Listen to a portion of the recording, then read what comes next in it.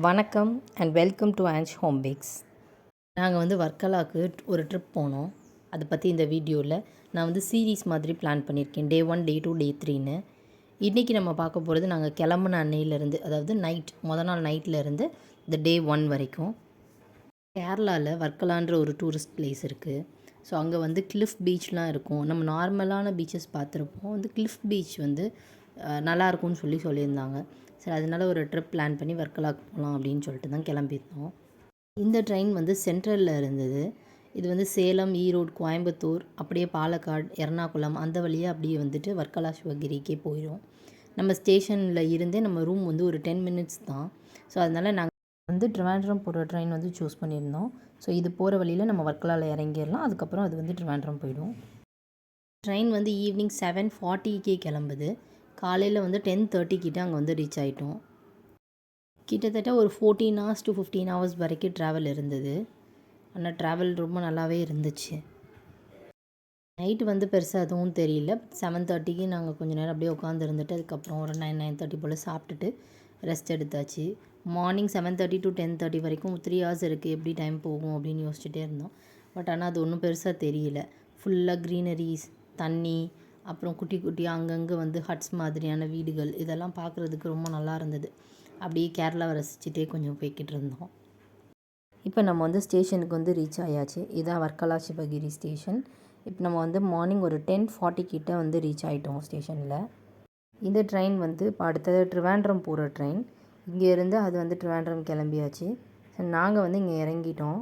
ஒரு 2 to 3 minutes தான் இங்கே வந்து ஸ்டேஷனில் வந்து வண்டி நிற்கிது. ஸோ அதுக்கு டக்குன்னு பிளான் பண்ணி இறங்கிருங்க. இப்போ எங்களை பிக்கப் பண்ணுறதுக்கு கார் வந்தாச்சு. ஸோ நாங்கள் காரில் ஏறிட்டு ரூமுக்கு வந்து போயாச்சு.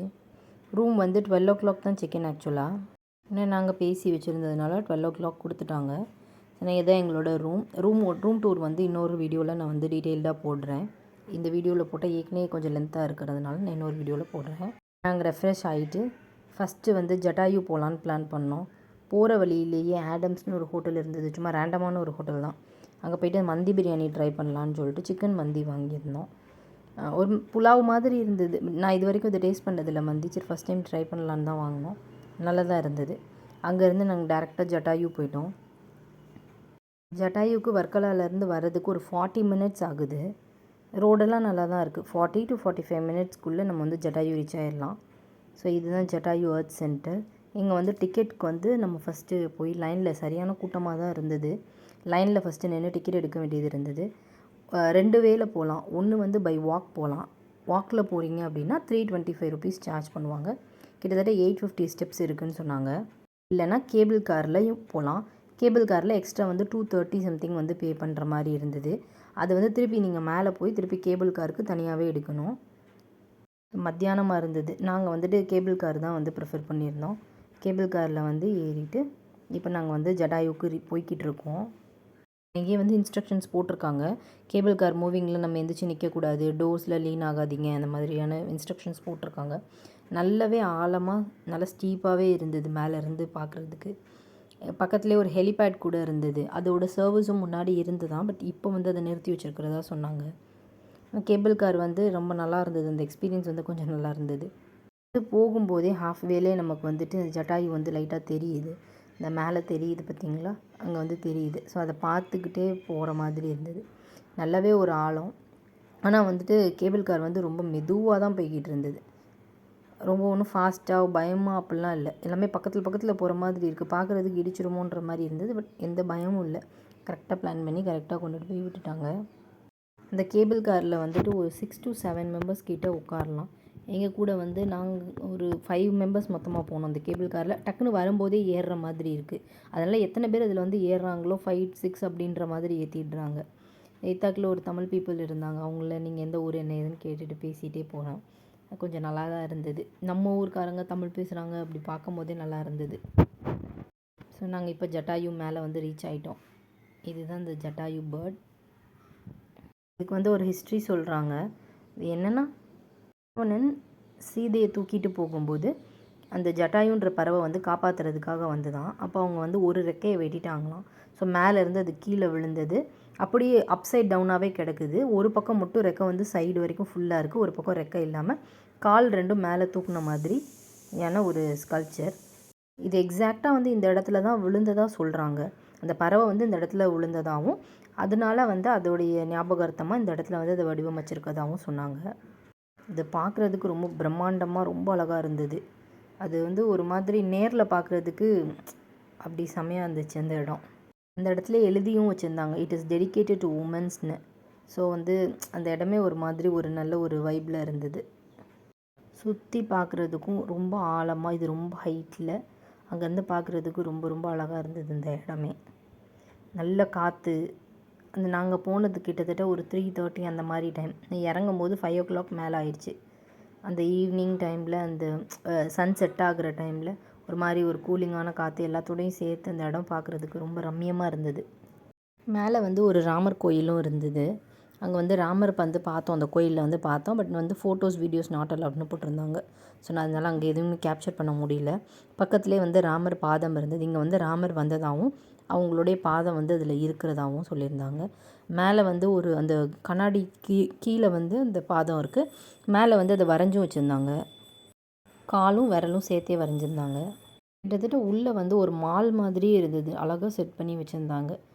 அங்கே ஒரு கேஃபேயும் இருந்தது. நம்ம வேணும்னா ரெஸ்ட் பண்ணுற நேரம் யூஸ் பண்ணிக்கலாம். அப்புறம் வந்து கொஞ்சம் கேமிங் இருந்தது. அதுக்கப்புறம் 12D தியேட்டர்ஸ் இருந்தது. அது பார்க்குறதுக்கு கொஞ்சம் நல்லா இருந்தது. நாங்கள் போயிருந்தோம். ஒரு ஆளுக்கு வந்துட்டு 160 rupees வந்து சார்ஜ் பண்ணியிருந்தாங்க. ரொம்ப ஒன்றும் வித்தியாசமாக இல்லை, கிட்டத்தட்ட 7D மாதிரி தான் இருந்தது. நான் ஓரளவு போய் பார்க்கலாம். உள்ளே வந்து என்ட்ரன்ஸ்லேயே வந்துட்டு நம்மளை வந்து ஃபோட்டோஸ் வந்து கிளிக் பண்ணுறாங்க. அந்த ஃபோட்டோஸ்க்கு வந்து இங்கே ஒரு பூத் மாதிரி வச்சுருந்தாங்க. அது வேணும்னா நம்ம வந்து வாங்கிக்கலாம். ஒரு ஃபோட்டோவுக்கு வந்து 260 கிட்ட சார்ஜ் பண்ணுறாங்க. நம்ம வேறு வேறு ஆங்கிளில் நம்மளை பேக்ரவுண்ட் மட்டும் மாற்றின மாதிரி நம்மளை எடுத்திருக்காங்க. நாங்கள் அதில் ஒரே ஒரு ஃபோட்டோ மட்டும் வாங்கியிருந்தோம். வாங்கிட்டு அதுக்கப்புறம் நாங்கள் வந்து ரூமுக்கு வந்து ரிட்டர்ன் வந்தாச்சு. வந்து கொஞ்சம் ரெஃப்ரெஷ் ஆகிட்டு ஒரு டீ மட்டும் ஆர்டர் பண்ணி குடிச்சிட்டு ஈவினிங் வந்து அங்கேருந்து எங்கள் ரூம்லேருந்து வாக்கபிள் டிஸ்டன்ஸில் நார்த் கிளிஃப் இருந்தது. சரி அங்கே போயிட்டு எப்படி இருக்குது, நைட் வந்து நல்லாயிருக்கும். இது இங்கனக்குள்ளே வந்து இந்த நைட் லைஃப்காக தான் வந்து இது வந்து குட்டி கோவான்னு கூட சொல்கிறாங்க.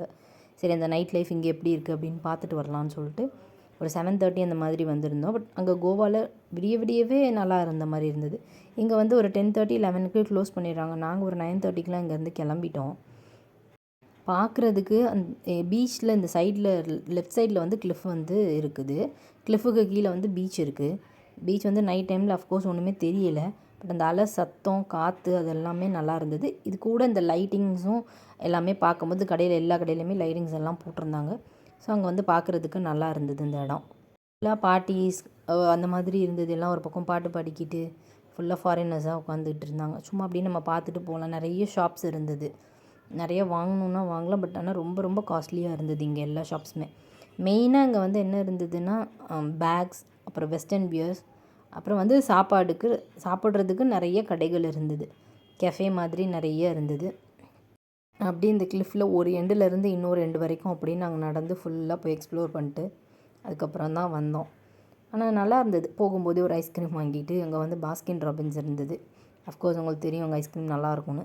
அது ஒன்று வாங்கிட்டு அப்படியே போயிட்டு சாப்பிட்டுட்டே ஃபுல்லாக நடந்து போயிட்டு அதுக்கப்புறம் அங்கேருந்து வந்தோம். வர்க்கலாவோட மெயின் அட்ராக்ஷனே வந்து இந்த நார்த் கிளிஃப் தான். மெயினாக வர்க்கலானாலே இந்த கிளிஃப் பீச், இந்த நார்த் கிளிஃப் தான், இந்த நைட் லைஃப் தான். வர்க்கலாவோட மெயின் அட்ராக்ஷனே இந்த நார்த் கிளிஃப் தான். நீங்கள் வர்க்கலா வரீங்கனாலே இந்த நார்த் கிளிஃப், இந்த பீச், இதுதான். ஒரு 3-4 பீச் இவ்வளோ தான் இருக்குது. எங்கள் ஒரு 3 days நாங்கள் வந்து 3 days 2 nights பிளான் பண்ணி வந்தோம். Day 1 ஃபுல்லாமே வந்துட்டு இங்கே ஜட்டாயும் இந்த நார்த் கிளிஃபையும் கவர் பண்ணிட்டோம். மெயினாக இங்கே வந்து பார்க்கலான்னா இந்த இடம் தான், நார்த் கிளிஃப் தான். ஸோ மத்தியானம் சாப்பிட்ட மந்தி பிரியாணியே எனக்கு வந்து வயிறு ஃபுல்லாக தான் இருந்தது.